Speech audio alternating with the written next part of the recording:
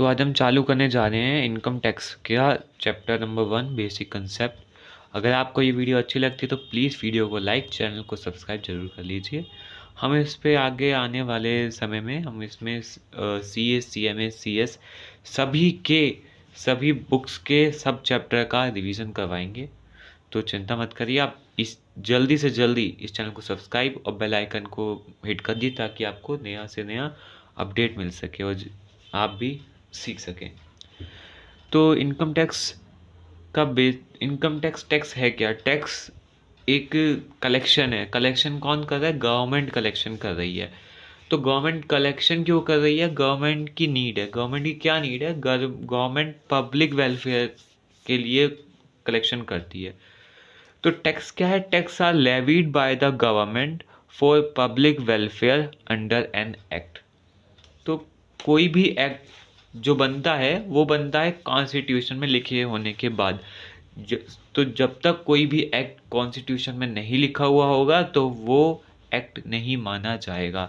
तो constitution power देता है किसी एक्ट के अंदर, किसी आर्ट कॉन्स्टिट्यूशन एक आर्टिकल के अंदर किसी एक्ट को पावर देता है कि ये टैक्स या ये चीज़ लेविट की जाएगी और इससे कलेक्शन किया जाएगा, तभी वो टैक्स बनता है।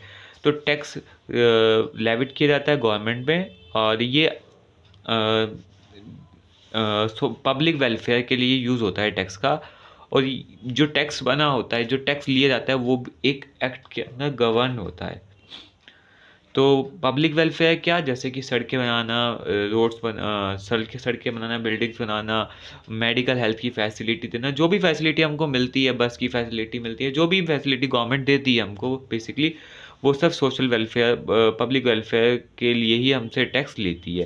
तो टैक्स दो प्रकार के होते हैं, direct tax, indirect tax. Direct tax क्या? कि डायरेक्टली जो लिया जा रहा है वो डायरेक्ट टैक्स है। मतलब डायरेक्ट टैक्स में अलग भी आदेश है कि डायरेक्ट टैक्स एक तो एग्जांपल होता है इनकम टैक्स और दूसरा एग्जांपल होता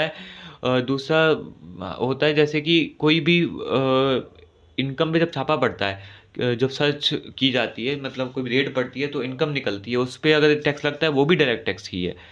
तो डायरेक्ट टैक्स क्या है? कि जो लेवी होता है मतलब यहाँ पे इनकम टैक्स की बात की जा रही है, लेकिन डायरेक्ट टैक्स का वैसे मीनिंग होता है कि जो लेवी कर रहा है, और मतलब लेवी और बर्डन, मतलब लेवी भी सेम पर्सन पे है कि एक पर्सन ए है, उसी पे वो लेवी कर रहा है, उसी पे बर्डन है, मतलब वही पे करेगा और एक्ट भी उसी पे लेवी करेगा, मतलब देने की रिस्पॉन्सिबिलिटी उसकी है और अल्टीमेटली देगा भी वो अपनी जेब से ही।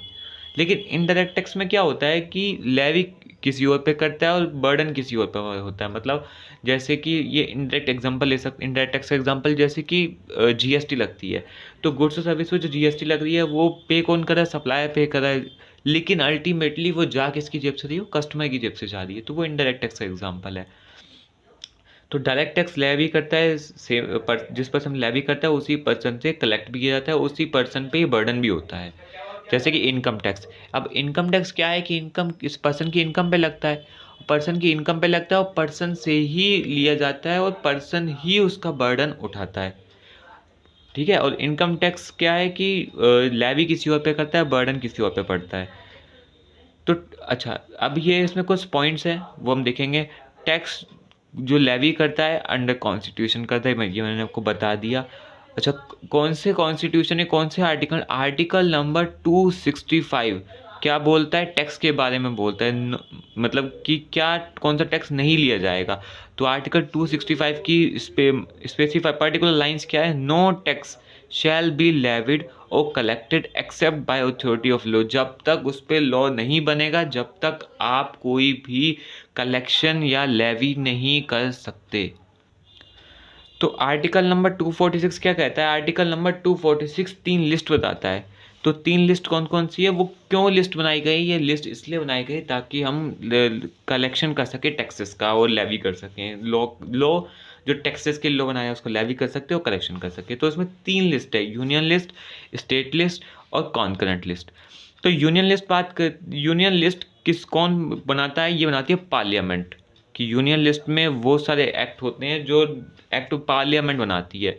पार्लियामेंट जैसे इनकम टैक्स एक्ट बनाती है, और कस्टम एक्ट बनाती है। ये सब कस्टम एक्ट हो गया, चाहे इनकम टैक्स एक्ट हो गया, ये सब पार्लियामेंट बनाती है। और कलेक्ट कौन करता है? सेंट्रल गवर्नमेंट की पावर है इसमें कलेक्ट करने की।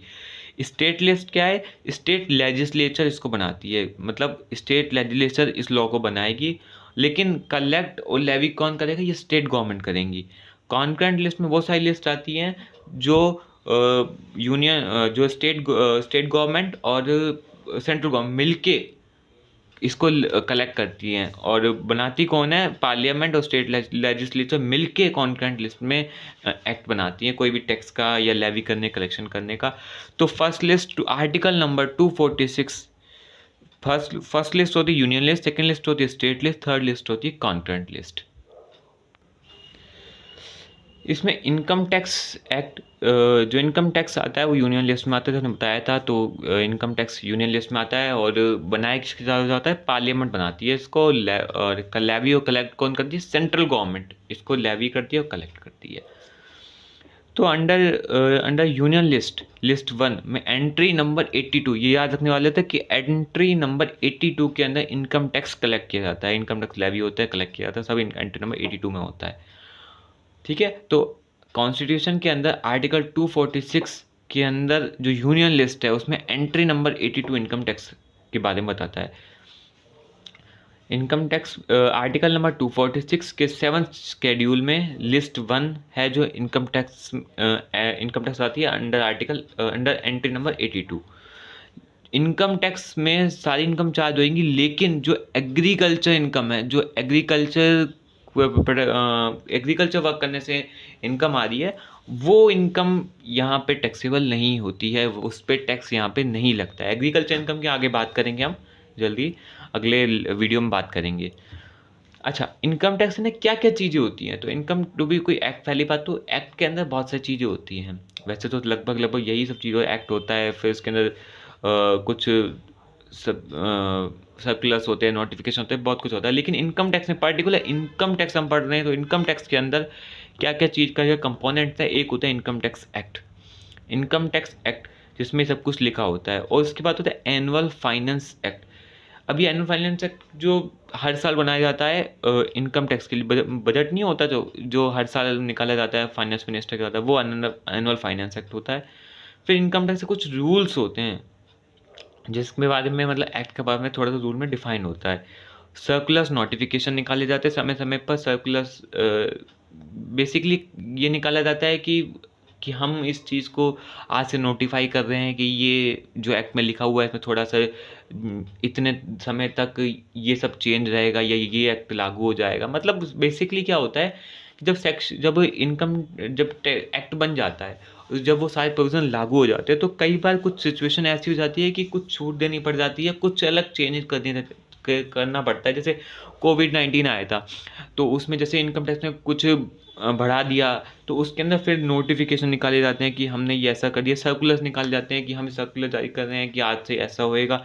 तो ये सब सर्कुलर नोटिफिकेशन होते हैं। और कुछ जो कोर्ट डिसीजन लेती है समय समय पे कि कुछ दिक्कत थी जैसे स्टेट के बीच में, या फिर जैसे सेंट्रल के बीच में कभी कभी विवाद हो जाता है कोई पार्टी के साथ टैक्स को लेके, तो कोर्ट अपने डिसीजन सुनाती है, तो वो भी एक्ट के अंदर ही आता है। तो इनकम टैक्स एक्ट 1961 ये पूरे इंडिया के अंदर है अभी, मतलब इस समय पूरे इंडिया में है। कब कब ये आया था? 1 अप्रैल 1962 में फोर्स में आया था ये। तो 1 अप्रैल 1962। सेक्शन कितने सेक्शन है? 1 से लेकर 298 तक सेक्शन है। और स्केड्यूल कितने हैं? 1 to 115 इसके स्केड्यूल हैं। तो इसमें जो एक्ट है इसके अंदर कुछ सेक्शन होंगे, कुछ सब सेक्शन होंगे, कुछ रूल्स होंगे, कुछ क्लॉजेस होंगे, कुछ सब क्लॉजेस होंगे। तो एक कोई भी जो सेक्शन है वो कैसे होता है? सबसे पहले उस सेक्शन आता है, लिखने का तरीका क्या है या पढ़ने का तरीका क्या है वो बताता हूँ मैं आपको। सबसे पहले कोई सेक्शन होता है, सेक्शन के अंदर फिर अंडर कुछ उसको जो डिफाइन किया जाता है, कुछ सब सेक्शन में डिफाइन किया जाता है। सब सेक्शन के अंदर भी कुछ क्लॉजेस होते हैं, और क्लॉजेस के अंदर भी सब क्लॉजेस होते हैं। तो इस तरीके से कोई भी सेक्शन लिखा जाता है और पढ़ा भी जाता है।